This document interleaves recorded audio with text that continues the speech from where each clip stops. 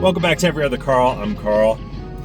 I've been having a problem with my Boxster that I haven't mentioned on my channel before, but I've noticed it for at least a few months. Honestly, it may have been going on longer than that, but I've been having a smell of gas anytime I stop after the engine has been running for a while. The smell is coming from the front of the car, and sometimes it actually gets into the cabin through the vents. And it could be a number of things. It could be a crack in the gas tank, it could be the gas cap, it could be the filler tube, but I've actually been able to diagnose that it is in fact the fuel sending unit. That's the thing that has the little float on it that tells you how much gas is in the tank. It's connected to the computer and it's connected to the fuel pump. It's not that hard to change, and in this video I'm going to show you the process of diagnosing and replacing that fuel sending unit. Alright, let's get to it. Alright, I'm going to work on something that's been really bothering me on the Boxster recently. It is a fuel smell that's coming from the front. I believe it's the fuel sending unit. It has a crack in it. Apparently that's a common Porsche problem. If that is the case, I'm going to insert a clip right now telling you that that was in fact the case. Cracked fuel sending unit. Alright, let's go ahead and check if that's what it is. So the fuel sending unit is right underneath the battery where the fuel tank is, and it's right under here. So the fumes usually don't get into the car so badly, but if I do have the vents going, it can suck some of that fuel smell in and have it enter the cabin. There are definitely other possibilities of what this could be.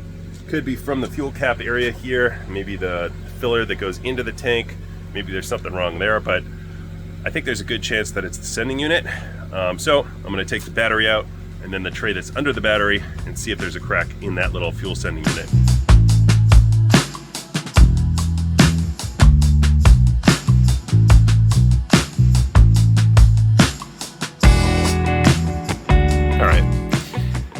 There we go.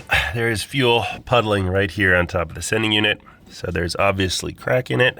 Honestly, those might be the cracks right in there. And I've heard that it can crack right underneath here. I've heard that any of these connectors can crack pretty easily. And I've even seen some pictures online where it cracks right in that kind of white plastic. So I think really the best thing to do is replace the whole fuel sending unit instead of trying to seal these things. It shouldn't be that hard to take off. You just pop these different hoses and the wires out. And then this is a big ring here that should just turn off. If it's not finger tight, which it's not, I may have to tap it off with a screwdriver. Just tap these little ridges with a screwdriver, lefty-loosey, turn that off. And then this thing should pull out, and then I have to disconnect a wire from underneath it. Maybe a couple fuel lines as well. So we'll see how this goes, and I'll have to order the replacement part, but it shouldn't be too hard of a job.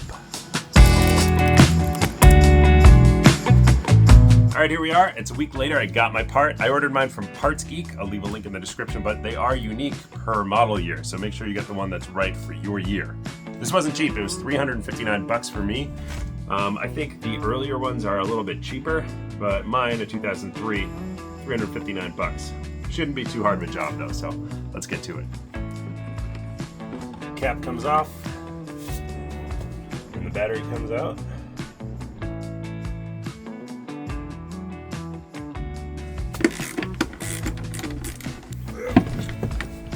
And the battery tray comes out.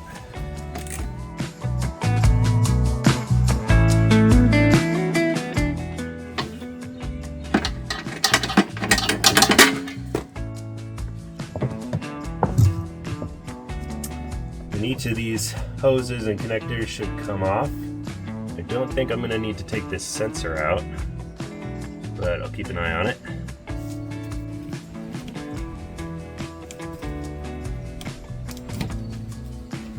And this ring should be able to turn off. And before I turn it, I'm going to make a mark so that I know exactly how this sending unit is supposed to be oriented in the body of the car there.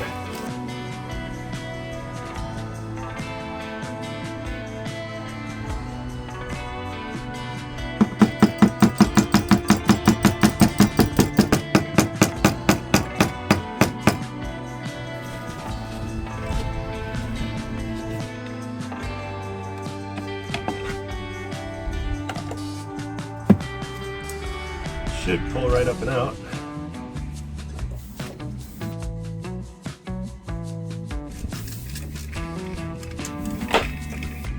there's a couple of fuel lines and wires under here that you gotta unconnect, disconnect.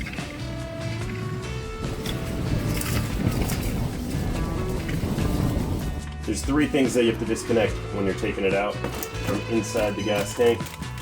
You have this little plug here that just unplugs.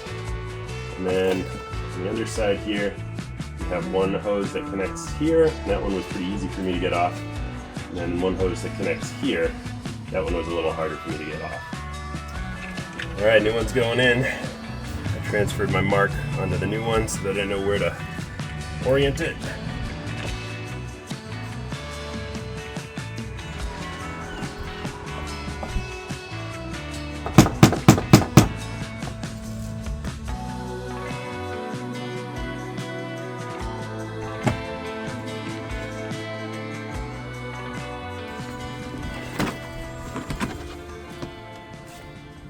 All right, let's see if she starts.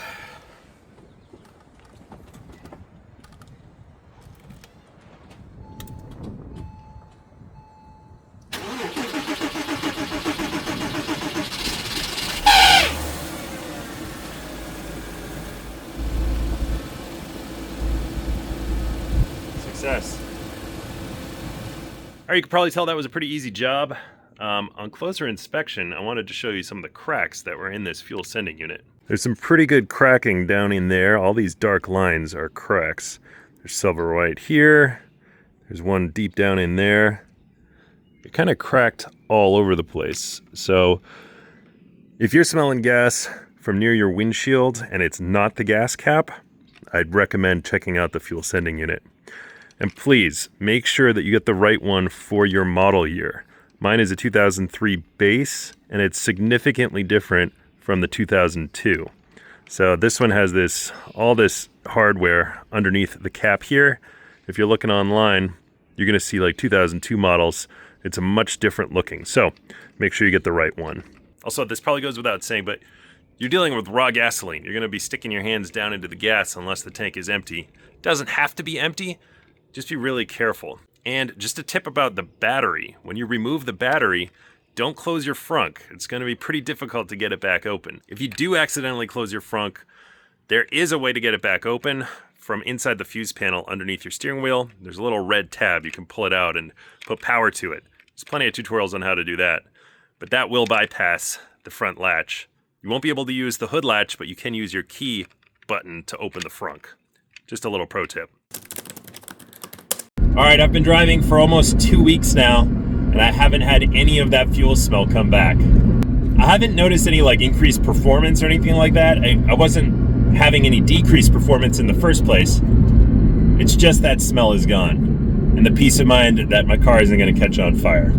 All right, I hope that video was helpful or maybe at least entertaining in some way. If you like the video, like the video. If you have any questions or comments, leave it in the comment section below. Please subscribe, and until next time, I'm Carl, and I'll see ya.